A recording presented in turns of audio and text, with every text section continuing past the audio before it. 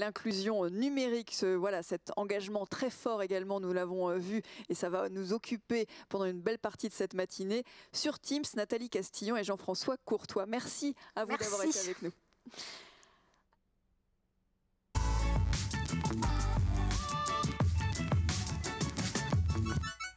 Vous pouvez rejoindre le couloir. Merci à vous, Frédéric. Merci.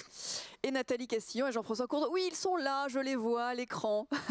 Merci à tous les deux de nous avoir rejoints. Nathalie Castillon, directeur de la Fondation Agile contre l'exclusion à Besançon. Vous êtes en mécénat chez FAS, fondation donc d'entreprise avec voilà, des grands groupes, vous nous en parlerez. Et Jean-François Courtois, délégué territorial du groupe La Poste, département du Doubs. Comment, racontez-nous tous les deux en duo, puisque vous êtes côte à côte, comment s'est mis en place ce partenariat? Alors, bonjour à toutes et bonjour à tous. Alors, je tenais tout d'abord à remercier les organisateurs qui nous ont permis d'apporter notre témoignage à distance sur le très beau projet que nous allons vous présenter qui consiste à former des réfugiés au numérique avec des tablettes ardoises. Alors, avant de laisser la parole à Nathalie qui vous expliquera plus en détail la réalisation de cette action, je tenais à revenir sur l'origine de ce projet qui est porté par la Fondation Agir contre l'exclusion du Grand Besançon, que l'on appelle plus couramment FAS Grand Besançon.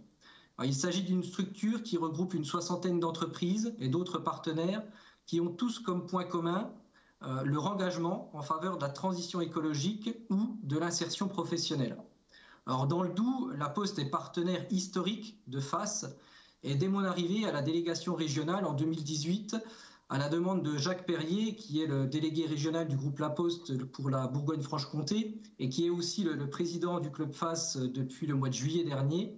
Donc j'ai intégré cette structure en tant que représentant de La Poste au niveau local.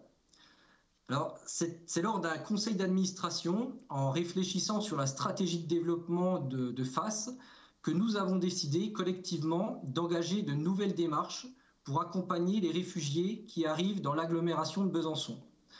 C'est ainsi que de manière très opérationnelle, l'année dernière, nous avons répondu à 2 appels à projets qui étaient lancés par la direction départementale de l'emploi, des solidarités et de la protection aux populations.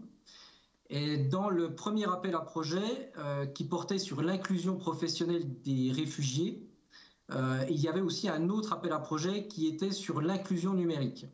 Alors, je vais laisser maintenant la parole à Nathalie Castillon, la directrice donc, du club FAS, qui va vous présenter le dispositif que nous avons mis en place et qui a permis de répondre sur la partie, le volet de l'inclusion numérique en faveur des réfugiés.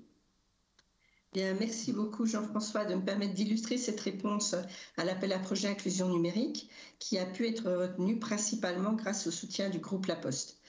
Alors, cet appel à projet représentait pour nous plusieurs zones de défi.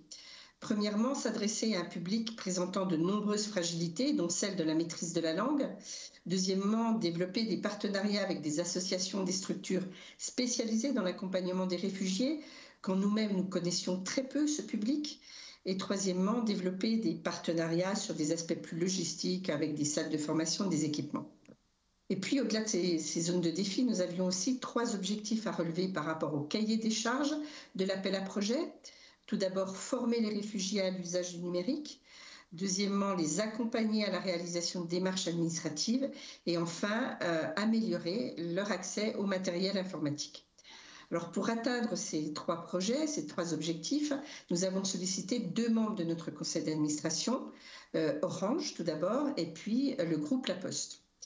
Alors, Orange et le groupe La Poste nous ont tous deux proposé des solutions d'équipement, mais nous avons très vite opté pour le groupe La Poste et la solution des tablettes ardoises. Alors, pourquoi ces tablettes? Eh bien, principalement parce qu'elles sont totalement nomades et spécifiquement développées pour des publics éloignés du numérique, avec une interface fluide et intuitive. Et dans ce projet, où nous avions à encadrer 10 bénéficiaires répartis en petits groupes, avec des ateliers permettant d'aborder 3 axes d'inclusion numérique, il nous fallait développer tout d'abord un axe technique, avec la prise de connaissances et la manipulation des tablettes dans une interface en français, avec la création d'une adresse mail en caractères de langue française et l'organisation et la conservation de documents officiels.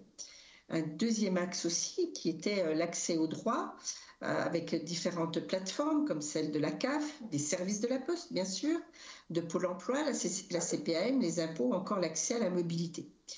Et puis nous avions également un troisième axe qui était celui de l'emploi avec la rédaction de CV, de l'aide de motivation, la découverte et la maîtrise des sites de recrutement. Alors, pour faire tout ceci, il nous fallait impérativement organiser une continuité entre le temps pédagogique au sein des ateliers sur site et puis le maniement personnel du bénéficiaire dans son environnement privé.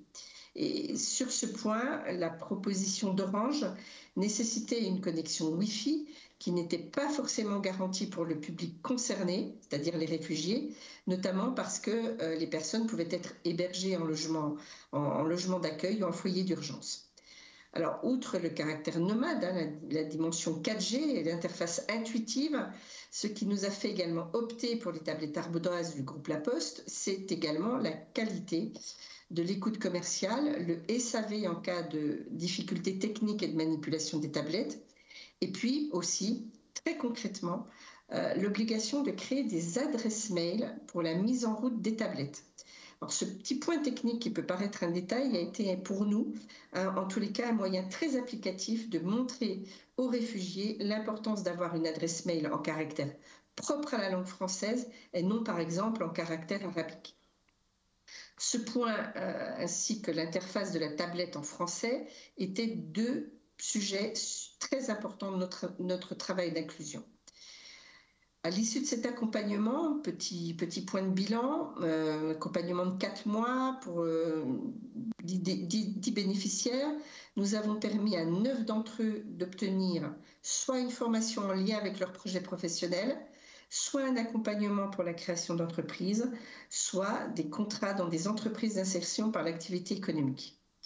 Et à l'issue des ateliers, nous avons proposé aux bénéficiaires qu'ils conservent leur tablette à un tarif solidaire d'1 €. Alors, vous me direz quel retour d'expérience et puis quels enseignements pour la suite.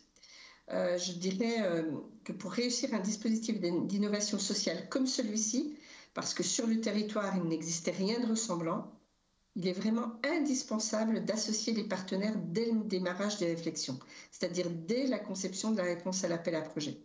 Il faut ensuite une réactivité sur les mesures correctrices en cours de projet et enfin un dialogue permanent sur les améliorations pour proposer des pistes pour aller plus loin. Et ces 3 conditions ont systématiquement été réunies avec le groupe La Poste, ce qui nous a permis d'être sélectionnés à nouveau pour un dispositif d'inclusion numérique cette année encore, avec quelques améliorations, comme par exemple l'accès au portail partenaire de la filiale de La Poste Tikizi, l'équipement et la formation de 2 formateurs de la Fondation, avec une tablette spécifique permettant la projection sur grand écran. Et il restera, alors bien sûr, quelques points d'amélioration, comme par exemple l'accès à des ressources utilisables sur les tablettes ardoises pour réaliser des CV ou des lettres de motivation pour lesquelles, il faut bien dire, l'ordinateur est quand même beaucoup plus simple d'utilisation. Alors, comme vous pouvez le voir, c'est une collaboration très fructueuse que nous avons menée avec La Poste. Et nous avons aujourd'hui la possibilité d'aller encore plus loin, je dirais, dans notre démarche RSE, toujours en lien avec le groupe La Poste et le recours à des tablettes ardoises reconditionnées, cette fois-ci, que nous allons expérimenter dans le cadre d'un autre appel à projet que nous avons récemment remporté autour de la réduction de la fracture numérique dans l'utilisation du site Amélie de la CPAM en faveur des femmes chefs de foyer éloignées du numérique. Eh bien, merci beaucoup. On arrive vraiment à la conclusion. Un dernier mot, Nathalie Castillon ? Tout dernier. Un tout dernier mot. Tout dernier. Je voudrais juste ajouter que c'est parce que La Poste est vraiment fortement ancrée sur les territoires et en synergie avec les acteurs de son écosystème qu'elle peut soutenir l'innovation sociétale indispensable à ce type de projet. Donc vraiment merci à tous nos interlocuteurs de La Poste, à la direction régionale, Jacques Perrier, merci à Jean-François, à la direction commerciale également pour son écoute, pour votre réactivité et votre coopération. Merci à tous les deux, un grand bravo pour ce partenariat et on voit bien toutes les possibilités, tout le champ des possibles sur l'ensemble du territoire. Donc je pense que ce partenariat fera bien évidemment des émules et qu'il y aura d'autres partenariats de ce type entre l'association FACE et le groupe La Poste. Merci à tous les deux.